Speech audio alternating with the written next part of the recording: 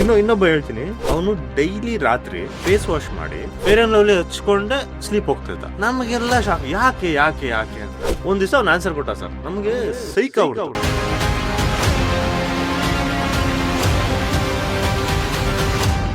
ಒಂದು ಹುಟ್ಟಿದ ಮಗುನ ಗೋಣಿ ಚೀಲ ಗೊತ್ತಾ, ರಫ್ ಇರುತ್ತೆ ಗೊತ್ತಾ, ಅದ್ರಲ್ಲಿ ಸುತ್ತಬಿಟ್ಟಿದ್ದಾರೆ, ಖಾಲಿ ಫೀಲ್ಡ್ ಅಲ್ಲಿ ಇಟ್ಟು ಬಂದ್ಬಿಟ್ಟಿದ್ದಾರೆ. ಸರ್ ಓಪನ್ ಮಾಡ್ತಾ ಸರ್ ನನಗೆ ಆ ಗೋಣಿ ಚೀಲ ಹೆಂಗ್ ಟೈಟ್ ಸುತ್ತಿದ್ದಾರೆ ಅಂದ್ರೆ, ಓಪನ್ ಮಾಡಿ ತೆಗೆದ್ರೆ ಅಳ್ತಾ ಇದೆ ಸರ್ ಇನ್ನ ಮಗು.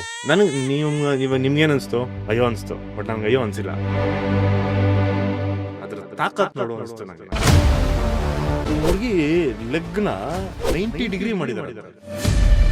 ನಾರ್ಮಲ್ ಇರೋ ಮೈಂಡ್ ಸೆಟ್ ಅವ್ನಿಗೆ ಹರಿತಾ ಇರೋ ಟೈಮಲ್ಲಿ ಲೈಕ್ ಅಲ್ಲಿ ಬ್ಲಡ್ ಅದು ಕಾಣಿಸ್ತದೆ, ಅವ್ನ ಕೈಲಿ ಆಗುತ್ತಾ? ನಾರ್ಮಲ್ ಮನುಷ್ಯನ ಕೈಲಿ ಆಗಲ್ಲ ಸರ್. ನಶೆ.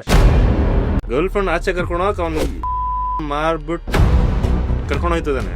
ಅಷ್ಟು ಫ್ರೀಡಮ್ ಇದೆ ಇಲ್ಲಿ.